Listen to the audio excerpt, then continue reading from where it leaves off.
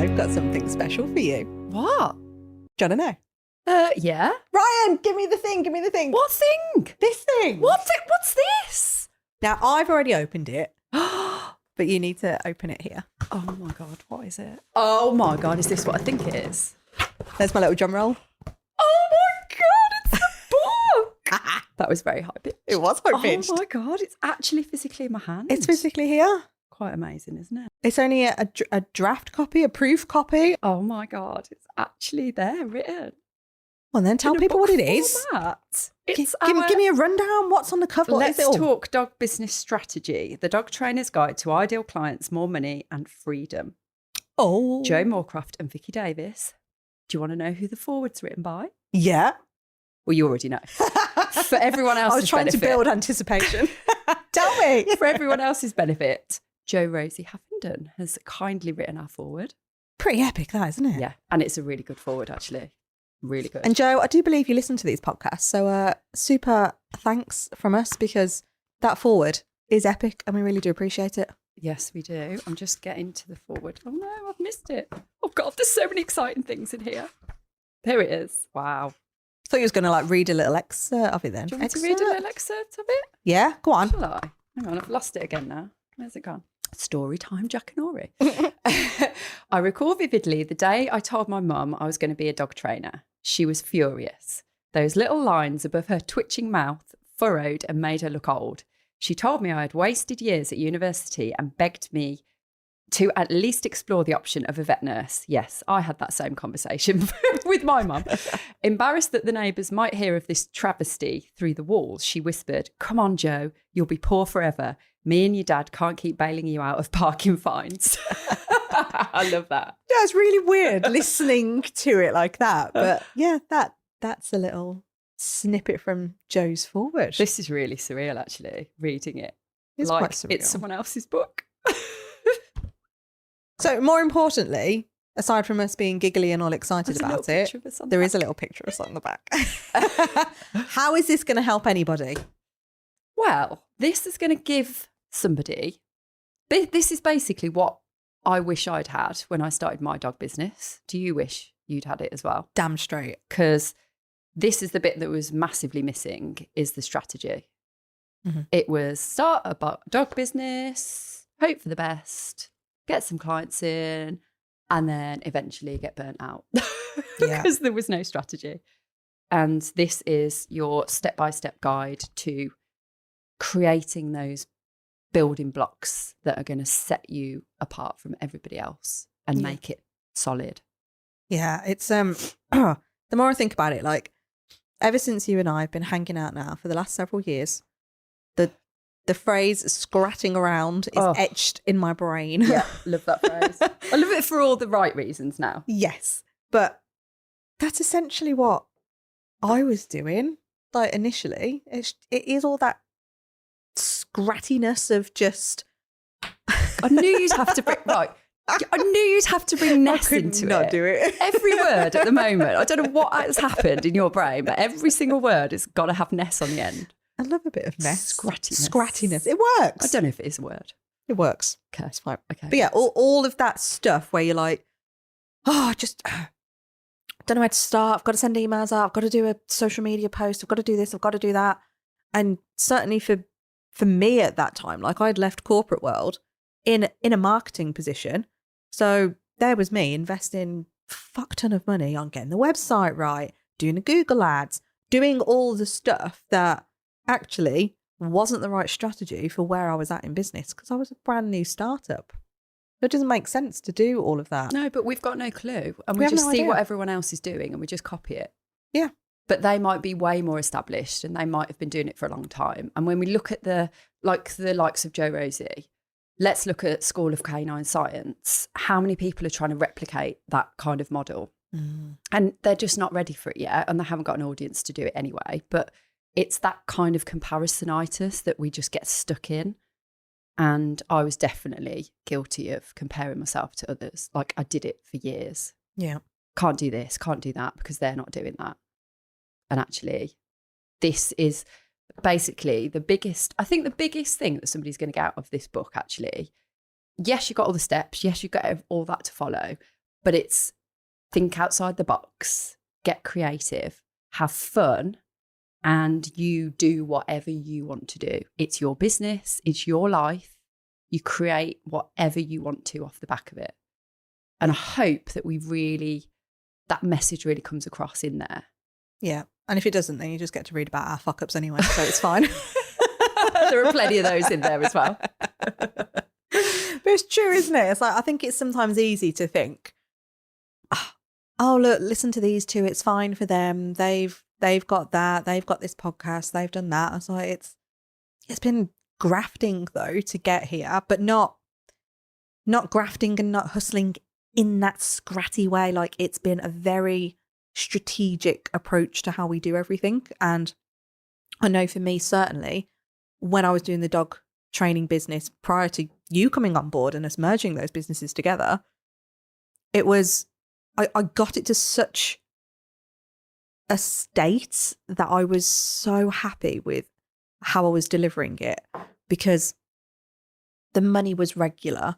I had that stability. I had that, I think it's safety. Like, I've been thinking about this a lot recently, like that safety feeling and how important that actually is for every single human being on the planet. Like, without feeling safe, God, you make some shit decisions. Yes. Yeah, and we've both made some really shit decisions. Really shit decisions. Fear of not having that safety. Yeah. Definitely. And that comes from genuinely not knowing where to go. Like, what foot forward do you actually do? Yeah. Without that strategy, it's just not sustainable. Like, it's not sustainable financially, but it's not sustainable mentally, because you are literally on a roller coaster of up and down from day to day. So even if you make a really awesome sale, you've got nothing in place to get some regular recurring income and some reliable sort of, you haven't got really loyal clients that you could potentially go back to and see if they need your help again. It's literally like living day to day going, how am I going to get the next paycheck almost? And so, like, that is not a good place for your body physiologically to be in, or your head mentally to be at. And it's going to really stress you out. And this is where I actually do think that that's what burns people out more. It's probably less of the physical stuff that you're doing, although I do think that scratting around is a physical thing as well. And definitely having done scratting around at puppy classes and scratting around at dog walking for years with making very little money. But also, I think it's that burnout in your sort of mentally in your head as well. Yeah. I was thinking about burnout the other week, actually. Don't know why, but I think we must have been having a conversation, or you were remembering that time when you were burnt out. And I was wondering if I ever actually achieved burnout. And what for me, quantifies burnout? Yeah, that's it. I think that's what I was struggling with, because, I mean, certainly for me, I mean, you know, I can take quite a lot. And I don't mean that to sound like a, whoa, look at me. I'm thinking now, what the hell would it take for you to burn out? Well, yeah. I know this sounds really bad. Like, it makes me feel a bit icky saying it out loud, but I do actually wonder.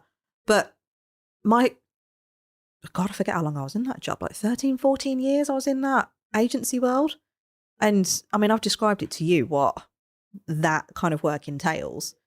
And I think when you can cope with that, like, everything else just seems relatively... Your nervous system lives in another level, probably, for all of that. I mean, maybe it has been a learned thing, but it did get me wondering, like, I wonder what burnout does actually, like, how do you quantify it? What does it actually look like? Because I don't think it is as simple as saying you've got too much on.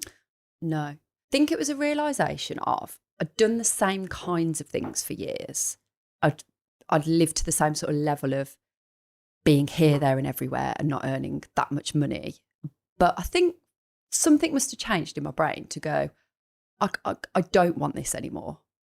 I don't want to have to do this anymore. And the thought of doing it forever, it just fills me with, like, not fear, but it fills me with like a depressive sort of state. Like a dread. Like a depressive, like, dark place to be in. I don't know whether that was it. Yeah. Because like arguably I'd done it for so long that my body had probably got used to doing it in that kind of same, way, with the difference that you did yours. So I don't know, but I think there's something definitely snapped in my brain to go like, this cannot happen forever. Like it's either something needs to change and I change the business model, which is what I ended up doing, or I need to stop doing it completely and just do something else. Yeah. Because this is what I was thinking, like with that burnout bit, and more specifically how it relates to strategy, which is what we've just written a whole bleeding book about, is how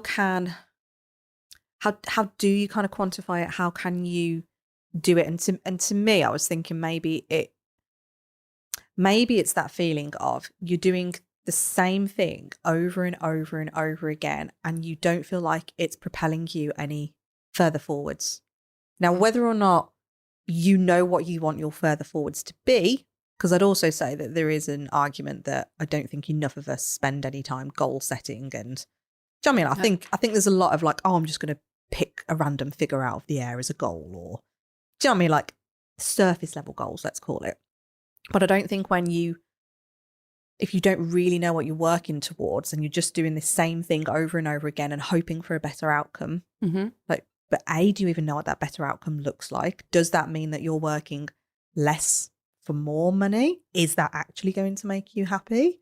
Are you working to try and help a certain number of people, a certain number of dogs? Like, do you know what I mean? Like, what are you actually working towards? So I think that is a massive part of this burnout thing that we're all living in, because you're not striving for any kind of purpose. And I think this is where it is very linked in with that strategic piece that is missing.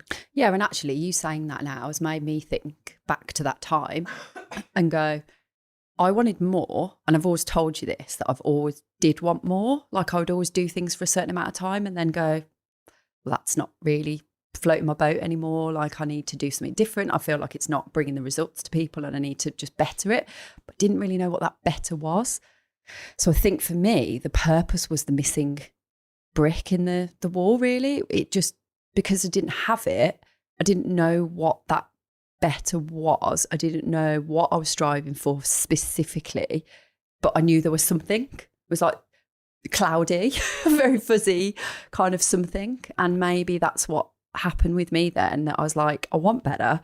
Every time I think I've got better, it isn't that.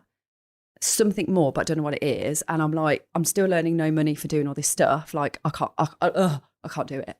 And potentially that's what it was. It's really hard, though, because, we were having that conversation the other day about how much we're so far removed from the people we used to be. Yeah.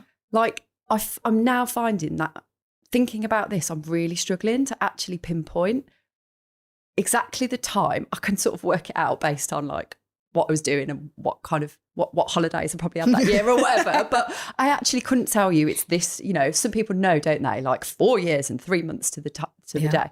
Like I couldn't tell you what it was, but it feels so far ago, like long ago, that I can't even really remember it very clearly anymore. And maybe I don't want to remember it clearly. Maybe it's just like, I don't feel like I need to dwell on it, maybe, because I never do. I just look at that place in time and go, that was the pivotal moment that made me think, right, this has got to stop now. And then when the business model changed and all of that strategy came in and had the purpose and I had all of that clarity, that's where it all just got really clear. Like everything that, like what I was saying before about everything being a bit fuzzy, suddenly it all cleared. And I was like, wow, now I know what I'm supposed to do here. Yeah. Do you know what? I was thinking about the name of the book then. It's like, Let's Talk Dog Business Strategy. Because, I mean, for starters, we had to have freaking Let's Talk Dog Business, didn't we? Yes. Like, we love I was going to say our little podcast. It's not a little podcast anymore. I know. It's like nearly at 37,000 downloads or something. So, as a side note, thank you for listening. Guys. Like, yeah, that's unbelievable. But yeah, the reason we kind of tied it in back with that book and putting that strategy bit in is that we wholeheartedly believe that this is the underpinning bit that is almost missing, I suppose, in a lot of these businesses. However, what are your thoughts on strategy? in the sense that if we rewind back to when we were having our little tea and cake at that farm shop, and I said to you, oh, we need to look at the strategy, it just wouldn't land, would it? I'd have switched off. Yeah, you would have done. Because I was so not in a business So why mindset. why should people listen to strategy? Well, to be honest, I would say that we have, how long is that chapter? I'm just looking at it now. So the little chapter 2 is called Mindset.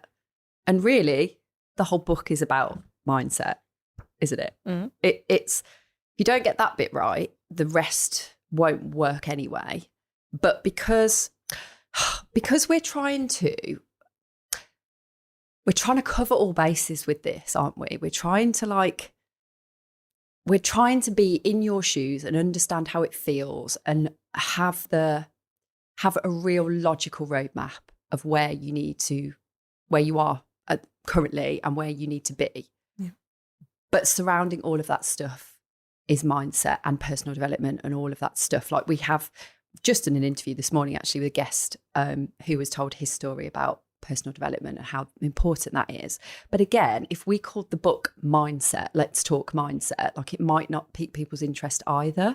So I suppose the strategy is the all encompassing thing, but the word itself doesn't inspire. And, No. and let's be honest, really, we didn't really want the word strategy in the title, but we decided that it was kind of needed, really.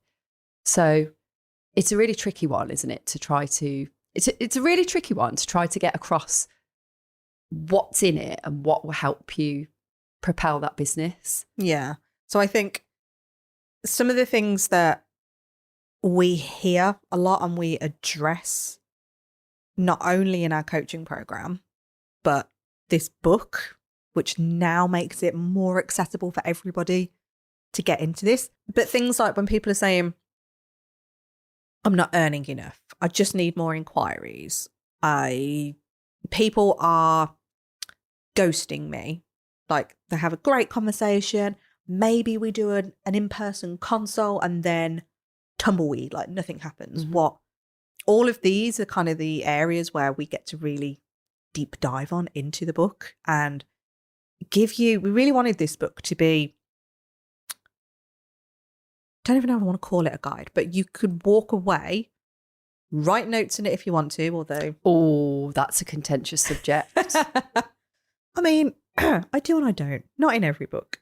I put Post-it notes in. If it's pencil, I kind of get it, but I still don't do it myself. I think I've done it more with textbooks. Yeah, that's acceptable. Okay. Yeah. I mean, it's arguably a bit like a textbook. It is a little bit like a textbook. Yeah. Well, anyway, Post-it note, there's certain sections then. Okay, I'll allow a Post-it note. But use it as something to refer back to. So we definitely do not envisage,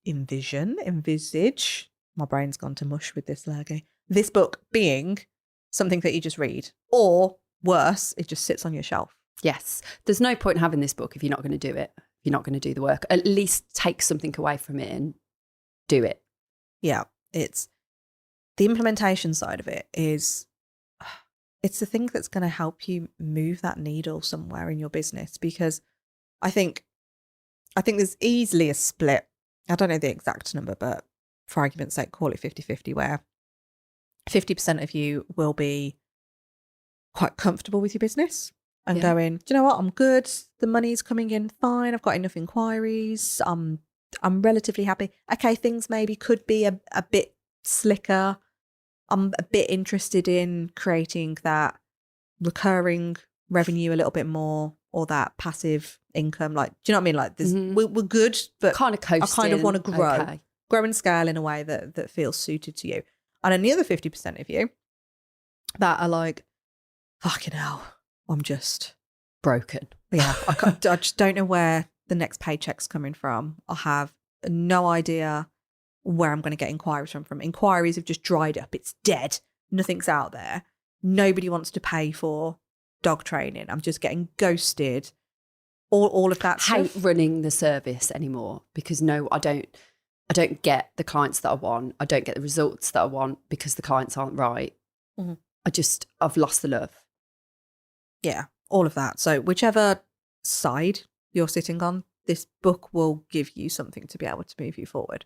And that was the whole premise of us wanting to go as broad as we have, because the hope is that we will do some more of these in more detail. Yes, we're going to have a series of books with different subjects that deep dive further. The other thing is that, like we said before, if only we'd have had this book when we started out. So it's a great, like, someone coming into the industry or somebody kind of pivoting a little bit. Say you're a dog walker and you want to bring in other arms of the business and you're not quite sure how to tack them on or where to go from there. Like, this would be perfect for you. So it kind of, or if you want to go bigger, like bigger, and you want because that's where you cannot miss out the strategy when you're going bigger. Like, it should be all businesses, but if you're going bigger, it can't work if you've got no strategy to bring staff on, how the culture works between the staff, like all of that stuff, like, has to be strategic, else it will just fall down, or you'll be stuck with a load of people that you don't actually want and it doesn't work anyway. Oh, yes. So here's a question for you then. When we were sat down and we were looking at your business and we were almost putting all this strategic implementation in, what was the biggest outcome for you? Like, result for me? Yeah. It brought the love back for the business, because I'd totally lost it. How did it bring the love back? Because I enjoyed working with clients again. The clients that I was bringing on were like the most amazing people that I'd never. Do you know what it was?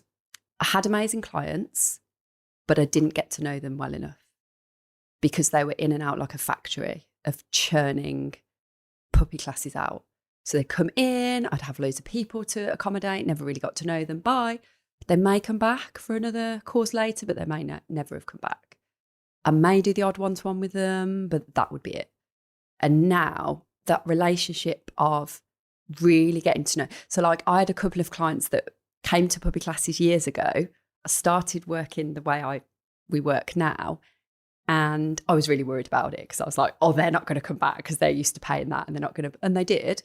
And you know what? It was like I never even knew them before. I was like, wow, like, I've spent 6 months with you and I know everything about you. I know everything about your life. You pretty much know everything about mine. I know your dog inside out. I know your household inside out.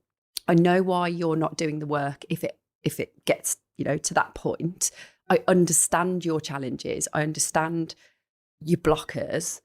I can talk them through with you. I can be there, like, to take you along the journey the whole way. And that was the difference. That was what I never, ever had. And therefore, I was like, I love doing this every day. I got out of bed, was like, yes, I get to see that person again today because I love them. And I pretty much loved every single person that I was ever working with when I was on my own from that point forward. And that is like, it gave me a reason to get out of bed again because I just didn't want, do you know what? This is like painful getting out of bed before that. So for me, it was lots of things there probably, but the overarching difference was that I really enjoyed it again. What were some of the others? More money. Yeah. That was a biggie. That was like my own limiting beliefs of you can't possibly like expect to get anyone by that. And when the first person bought it, I was like, oh my God, it's possible. And then it really spurred me up because it was like a proven concept then. So you got one person in, you get 2 people in. We started doing our group sessions as well because it was all one-to-one before that. And then we do little monthly group sessions. And I've got a group of people. I've got 2. I remember having that conversation with you about it. Going, I've got a group. So the money was like, oh my God, never had this much money before. Like, in self-employment, I never had that much money before. And it was just really nice. And then when I'd got some recurring income, I'd got some like a really good strategy in place to get people staying with me for longer, and all in integrity, by the way. This isn't me just like going, haha, I'll get them to stay and they don't really need to. It's all like done with love and like in service of somebody. And then I was like, awesome, I've got these people that are on like a monthly membership and they're just like ticking along in the background, and I still get to see them. I still get to change their lives. And then I'm bringing new people in as well. So like that was really nice because I felt comfortable and I felt safe. And I thought, you know what? Like I can start saving. I can start doing more stuff that I couldn't do. Well, I could do before, but I had the support of my husband then. So I was like, I can be my own person here and get my own money. And it was really nice. It's a big deal, isn't it? Oh, yeah. And when I'm talking about it, I'm like, it really, really made me feel like that. Such like a free, like really gave me a lot of freedom actually. Yeah. And did it feel like, it's a tricky one to answer because I think because of how well I know you and how adverse, let's say, we were to, I think you assumed a lot of this business stuff was like it falls under that corporate category, doesn't it? Oh, yeah. Like, no, this isn't. Very fixed mindset on business in inverted commas. Yeah. So did it ever feel like business? No. It never felt how like you thought it was going to be. No. It never felt like business because it was exciting, it was fun, and it was like, oh, this is me. I'm doing this. Like, this is me. Okay, you know, having some help here, but I'm doing this myself. I'm making the choice here to change this. And that really, really excited me. I was like, tell me more. Tell me all the other stuff. What else do I need to do here? And so like, and that's how, when we work with people that have that same, like their fire in their belly, I know how that feels. And it like, that's why we do what we do, because it really makes the difference. It's the best feeling in the world. It's that, first of all, you get that like the fear of, is this sustainable? Like, is this really going to be my life? It's easy to slip back into old ways. And I definitely tried to slip back into old ways because I was so, don't forget, it was like 13, 14 years of doing things another way. And so like, we're only human beings. Like the patterns are so strong that they're really hard to break. And so like, when I tried to slip back, no, let's keep going forwards. Let's look at what has worked and what we can do again. Right, cool. Okay, let's get back on track. And then it always worked again. And so that reinforcement of the new patterns then overrode the old patterns, but it took time. That's why it's called strategy, I suppose. I know. It fascinates me every single time like we talk about this. And I think what I loved about what you said there as well is that this is why this book is so important to us, because it means then that everything that you've just described and how you were feeling is how I was feeling when I was doing it as well. I was like, I love it. I love feeling that I am a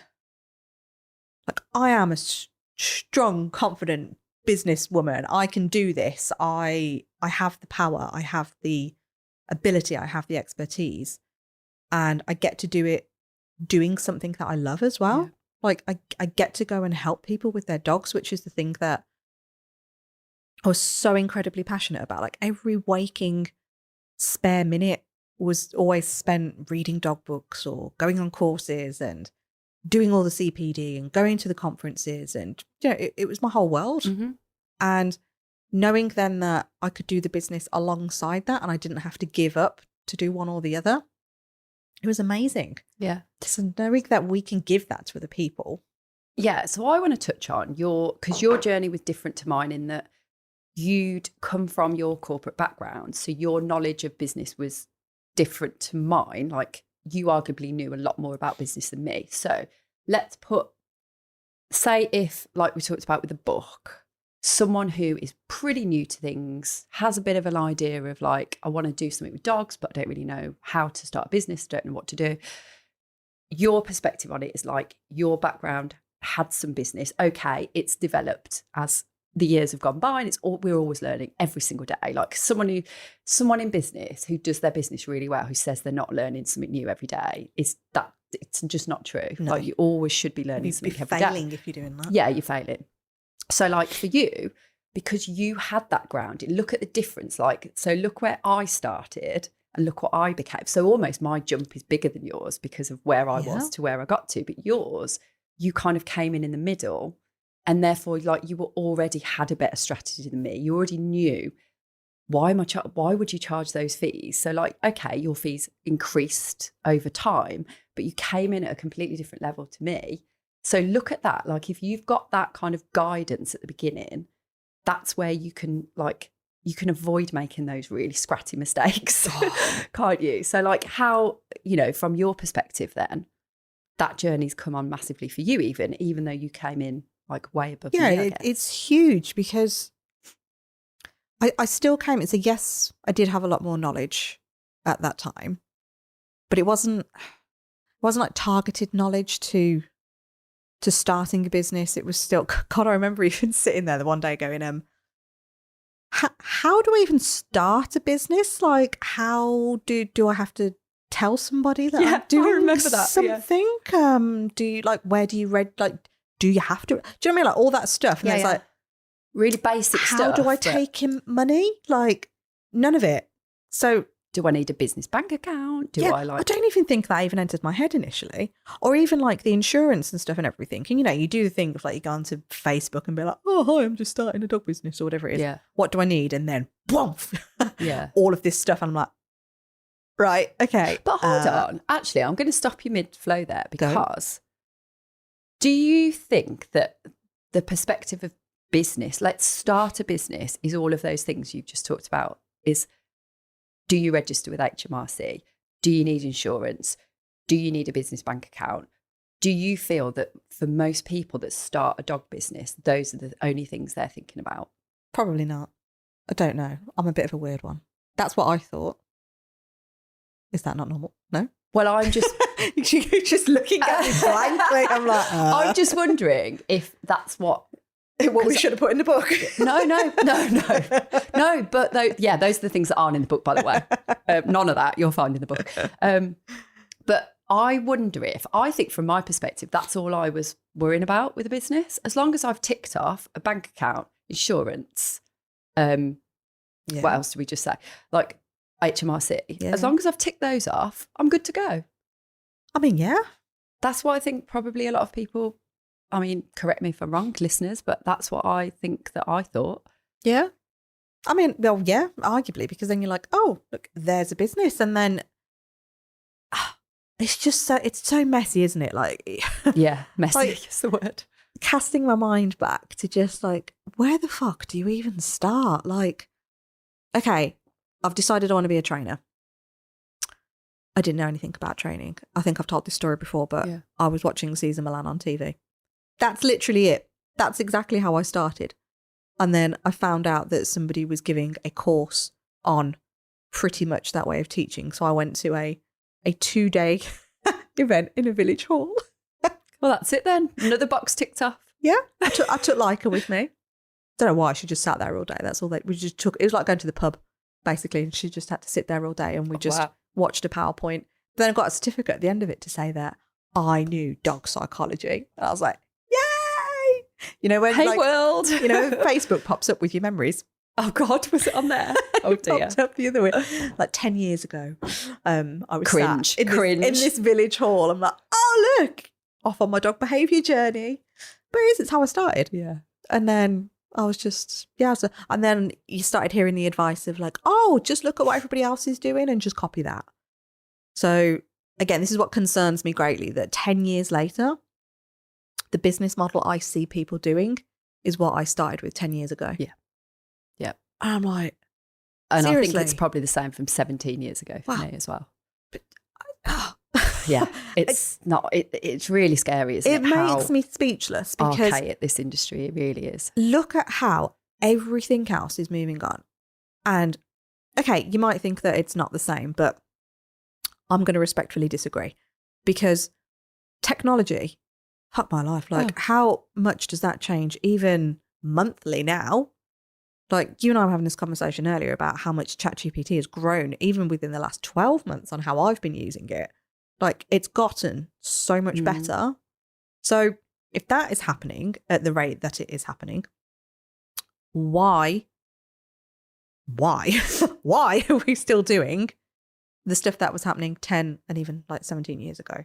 Because it's being drip fed down from organisations that are living in that kind of 90s thought process. And that's the worrying thing. Yeah. This is who we're listening to. Yeah. So now we've got to start looking at this strategy bit. We've got to start looking at. So the whole purpose of this book is to go, why are you doing what you're doing? How does that compare to how you're running your business at the moment? How are you helping people? How are you actually going to bring people into your world? How are you going to actually sell them something? How are you going to nurture them first? How are you going to just pull everything together and go, right, this is my offer. This is what I'm fucking awesome at. This is what my superpower is. This is what I'm supposed to be doing. This is how I need to start thinking differently. And this is how I need to start implementing it. So are you saying that I don't just slap a post on Facebook and expect everybody to buy it? Buy this thing. Does that not work? No comment. I think that says it all. So no, I think in short, we're really excited about this book. Really excited. I can't stop looking at it. I know. I've got to say, it's a very pretty book. It is a pretty book. I mean, it's not pretty. It hasn't got a dog on it. Like, guys, it hasn't got a dog on it. I don't know how you're going to cope, actually. It has got a dog tail because it's got our logo from the podcast on. But it's very pretty, and it's like, I think it's cool. Show the camera. Look at it. It's gorgeous. It won't have the band across the middle. No, it won't have the not for resale. But look at this picture. And do you know what? This picture, it's a night out in here at Peterborough. Yeah. And we were doing a little stupid photo shoot thing. But that one, the picture we chose actually, was just a really quick like selfie against a nice brick wall. And we were like, actually, we really like that picture. So it always reminds me of that night here. But yeah, proud of it. So to wrap up today's episode then, we hope you found it helpful in terms of thinking about what strategy could be. And being completely bloody honest, it's a nice genuine plug for our book. So in the show notes, there is going to be a link. We'll get you on our priority list, which means you will be eligible for a shit ton of amazing bonuses that come alongside this book when it is launched. So make sure you get your name on that list. Get yourself on that priority list because you will miss out on some cool things. And don't you want to be one of the first to buy it? Tell all your friends about it. Yeah. Yes, please. Thank you, guys. Really hope you enjoyed this episode and give us a little review and get your name on the priority list.